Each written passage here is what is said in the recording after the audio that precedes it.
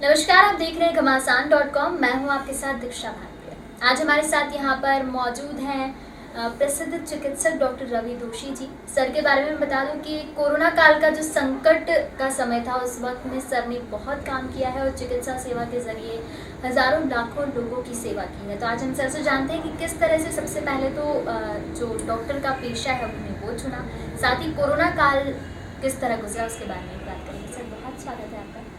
सबसे पहले तो मैं ये जानना चाहूँगी कि कोरोना का जो समय था वो बहुत मुश्किल था, और इसके पहले भी डॉक्टरों का ऐसा रहता है कि जब आप अपनी पढ़ाई स्टार्ट करते हैं, उसके बाद जब आप प्रैक्टिस पे आते हैं तो काफ़ी सारा एक बर्डन होता है। तो पूरा आपका शून्य से लेकर शिखर तक का सफ़र कैसा? Thank you Diksha, thank you ग्रामशम.com और आप सभी दर्शकों को मेरा नमस्कार। देखिए, चिकित्सक बनने की जो चॉइस होती है स्टूडेंट लाइफ में, यूजुअली बाय द टाइम आप 10th क्रॉस करते हैं आपको अपनी प्रायोरिटीज़ क्लियर करनी पड़ती है। मैं अपने फैमिली में कई डॉक्टर्स को देख चुका हूँ। मेरे मदर, फादर, मेरी एल्डर सिस्टर, मेरे जीजा जी डॉक्टर हैं। तो लुकिंग एट देम मुझे काफ़ी एक इंस्पिरेशन मिला और घर में वो माहौल होने से it came naturally to me. 12th के बाद I got selected in both PMT and PET, but since मेरा इंक्लिनेशन हमेशा डॉक्टरी की तरफ था तो I picked up medicine as my life. Sir, corona काल में आपने किस तरीके से काम किया और क्या क्या चुनौतियाँ सामने आई इस तरह? जनता कर्फ्यू के टाइम पे एक बहुत ही सीरियस पेशेंट हमारे यहाँ पे एडमिट हुए थे। वो जब एडमिट हुए थे तो उनको मैनेज करने का जिम्मा हमें आया था, क्योंकि हम छाती रोग विभाग में निमोनिया के लिए हम रूटीनली पेशेंट्स को मैनेज करते हैं। उस टाइम पहली बार वो दिक्कतें समझ में आई जब न मेरे कोलीग्स न मेरे स्टूडेंट्स पेशेंट्स को मैनेज करने में बहुत ज़्यादा हिम्मत जुटा पा रहे थे। तब अपने मतलब with whatever training we have, हमने उस पेशेंट को मैनेज करना चालू किया। चालू करने के बाद में समझ में आया कि we have to work very hard, क्योंकि ये जो कोविड के पेशेंट्स हैं इनकी सीरियसनेस ज़्यादा होती है, 24 घंटे मॉनिटर करना पड़ता है। और ये वो बात है जब न रेमडेसिविर थी न टोसिलिजुमैब था, कुछ भी नहीं था। करते करते वो पेशेंट ठीक होकर घर गया। तब हमें विश्वास हुआ कि we can do it, but शर्त ये है कि 24 घंटे लग के करना पड़ेगा। तो बहुत ज़्यादा ज़रूरी है कि वहाँ पे मॉनिटरिंग का लेवल बना रहे। इसीलिए I started living in the hospital. Hospital वालों ने भी मुझे क्वार्टर्स प्रोवाइड किए एंड 5 महीने वहीं पे रहा। फिर जब खुद कोविड पॉजिटिव हुआ तो ठीक होने के बाद में फिर मैं 1-2 दिन के लिए घर गया था and then again back to. Sir, third layer को लेकर काफ़ी सारी बातें देखी जा रही है और लोगों के मन में एक शंका सी बनी है कि क्या होगा थर्ड वेव आने के बाद। तो आप क्या कहना चाहेंगे इससे? देखिए Diksha ji, this is the question of the moment. Third wave आएगी कि नहीं आएगी, अलग अलग लोग अलग अलग कारणों से पूछते हैं। कोई बुज़ुर्ग पूछता है अपने स्वास्थ्य के, अपने परिवार के डर से। कोई यंग व्यक्ति पूछता है उसके करियर के पॉइंट ऑफ व्यू से। कोई मिडिल एज या ऐसा व्यक्ति जिसके ऊपर पूरा घर की जिम्मेदारी चलती है वो चलता है, वो पूछता है आर्थिक दृष्टिकोण से। घर की महिलाएं पूछती है क्योंकि चिंता स्वाभाविक है, परिवार की चिंता सभी को है। पूरे समाज के सामने ये प्रश्न है, पर मैं बस यही बोलूँगा थर्ड लेयर आएगी कि नहीं आएगी इसका जवाब भी उसी समाज के पास है। क्योंकि थर्ड लेयर का आना नहीं आना इस बात पे ही निर्भर करेगा कि क्या हम बतौर समाज एक एक व्यक्ति वो जिम्मेदारी ले सकता है कि वो सिर्फ कैमरे के सामने या किसी के सामने मास्क पहनने की जगह घर के मतलब पर्दे के पीछे भी सोशल डिस्टेंसिंग, मास्क पहनना, वैक्सीनेशन, इन चीज़ों को बहुत प्रॉपरली करे। और अब त्योहारों का समय आने वाला है, प्रश्न यही उठने वाला है कि आप राखी मनाएंगे या ई राखी मनाएंगे, आप झंडा वंदन करेंगे या ई झंडा वंदन करेंगे। शायद इसी के पीछे आपके सवाल का जवाब है। सर, अभी आपने वैक्सीनेशन की बात की, उसी पर पूछना चाहूँगी कि वैक्सीनेशन कई लोगों ने करवा लिया है और अब लोगों के मन में ऐसा है कि वैक्सीनेशन हो गया तो अब क्या करना चाहिए। तो वैक्सीनेशन के बाद वो क्या क्या सावधानी बरतें ताकि सुरक्षित रह सकें? देखिए, कोविड एक ऐसी विचित्र बीमारी है जिसमें रूप बदलने की क्षमता है। रूप बदलने के बावजूद इसका जो बदलने वाला पार्ट है वो उसका 10% हिस्सा है, 90% ठीक वैसा का वैसा रहता है। तो आप फर्स्ट ऑफ ऑल कोई भी वैक्सीन लगा लें जो तुरंत उपलब्ध है उसको लगा लें। वो लगाने के 2-3 हफ्ते बाद इम्यूनिटी बनती है, तो उसको लगाने के बाद सर्वप्रथम मास्क पहनना, सोशल डिस्टेंसिंग रखना बहुत ज़्यादा ज़रूरी है। आफ्टर दैट आपकी जो इम्यूनिटी है वो आपको पर्टिकुलरली 90% प्रोटेक्शन देगी, कभी भी आपको बीमारी की तीव्रता नहीं होने देगी। बट चूंकि वेरिएशन म्यूटेशन आने से कोविड शायद बार बार अलग अलग रूप में सामने आएगा। तो बहुत ज़रूरी है कि हम सोशल डिस्टेंसिंग, मास्क वेयरिंग और अगर हमें बाय एनी चांस सिम्टम लग जाए तो तुरंत चिकित्सक को दिखाना, that is the most important thing, कि आप समय व्यर्थ न करें।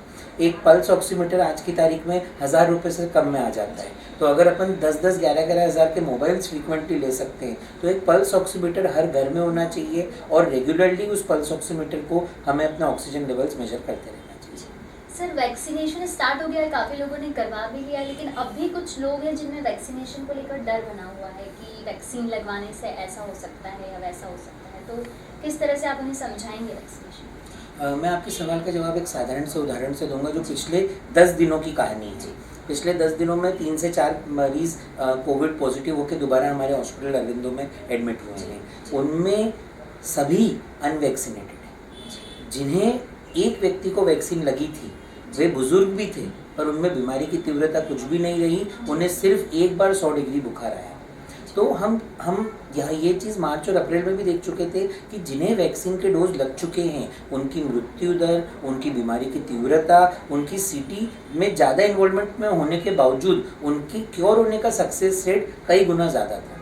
तो vaccine is the best medicine for Covid. हमारा बहुत बड़ा सौभाग्य है कि इंदौर जैसे शहर में जहाँ का प्रशासन वैक्सीन को लेकर इतना जागरूक है। तो बतौर इंदौरी, बतौर भारतीय, मेरी यह कहना है कि अपन आगे रह के वैक्सीन लगाएं। सर, कोविड-19 में आपकी उपलब्धियां तो हमने देखी हैं समाचार पत्रों के माध्यम से, न्यूज़ चैनल्स के माध्यम से, लेकिन आपकी कोई ऐसी खास मेमोरी है जो कोविड के वक्त आपने जो काम किया है, जो बनी है, जो आपको हमेशा याद है? जीवन जीने का एक अलग नज़रिया देखने को मिला है। You don't need to be busy all the time, just आपको आपके फैमिली को टाइम डिवोट करना बहुत ज़रूरी है। लाइफ की जो छोटी खुशियाँ होती है, लाइफ का मीनिंग भी वही रखती है। तो आई थिंक लाइफ होलिस्टिक होनी चाहिए, सिर्फ अपने काम के पीछे भागना ही जीवन का मतलब नहीं है। मुझे कोविड ने यही समझाया। सर, आज की युवा पीढ़ी को आप क्या संदेश देना चाहेंगे, और चिकित्सा के जो क्षेत्र हैं उसमें युवा जो आगे आना चाहते हैं वो किस तरह का डेफिनेटली चिकित्सा का क्षेत्र एक स्वर्णिम भविष्य वाला क्षेत्र है। It is a very very good prospect. आपको अगर समाज के उत्थान में, समाज के स्वास्थ्य में, and you have it in you कि आप किसी की केयर करना चाहते हैं, तो चिकित्सक बनना it is a very very good option for you.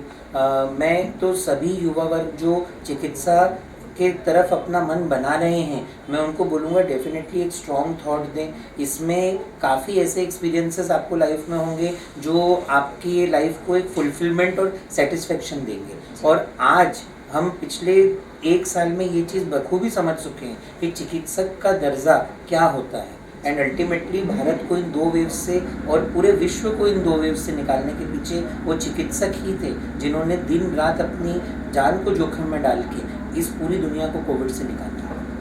Sir, आखिरी बार मैं फिर चाहूँगी कि जो कोरोना की 3rd लेयर को लेकर जो कई बातें हैं लोगों के मन में, और अवेयरनेस भी कहीं ना कहीं कम हो गई, क्योंकि वैक्सीनेशन के बाद एक चीज़ हम देख रहे हैं कि लोग थोड़ा सा नेगलेक्ट कर रहे हैं कोरोना प्रोटोकॉल्स को, तो आप क्या करें? कोविड की 3rd लहर को नहीं लाने की जिम्मेदारी आपके हाथों में है। आप मास्क पहनिए, आप सोशल डिस्टेंसिंग रखिए, अन्यथा घरों के बाहर मत जाइए, बाज़ारों में भीड़ मत बढ़ाइए। अगर कोई त्यौहार है तो इस साल भी उसको फ़ोन पे या इलेक्ट्रॉनिक मीडियम से मना लेना ज़्यादा सेफ़ है, बजाय इसके कि हम भी बाहर जाके उससे एक्सपोज हो, जिससे हम घर पे रह के सेफली बच सकते हैं, या हमारे माध्यम से हमारे घर वाले जिनके साथ हम खुशियाँ मनाना चाहते हैं वो इन्फेक्ट हो सकते हैं। 3rd लहर को रोकने की ताकत हमारे इंदौर में है, हम भारतीयों में हैं। बस ज़रूरत इस बात की है कि हम नियमों का कड़ाई से नहीं, वाकई में सच्चाई से पालन करें। डॉक्टर रवि दोषी जी ने हमें कई सारी बातें बताई। हमने जाना कि किस तरह से सर ने कोविड काल में काम किया। सर ने हमें ये भी समझाया कि अगर हम 3rd लेयर से बचना चाहते हैं तो हमें कोरोना के जो प्रोटोकॉल्स हैं, जो नियम हैं, उनका पालन करना होगा। तो आप सभी इनका पालन करें, मास्क लगाएं, सैनिटाइज़र का उपयोग करें, सोशल डिस्टेंस मेंटेन करके रखें, और ज़रूरी हो तो ही घर से बाहर निकलें, अन्यथा अपने घर पर रहें। Thank you so much. Thank you. Subscribe our channel and press the bell icon for more updates.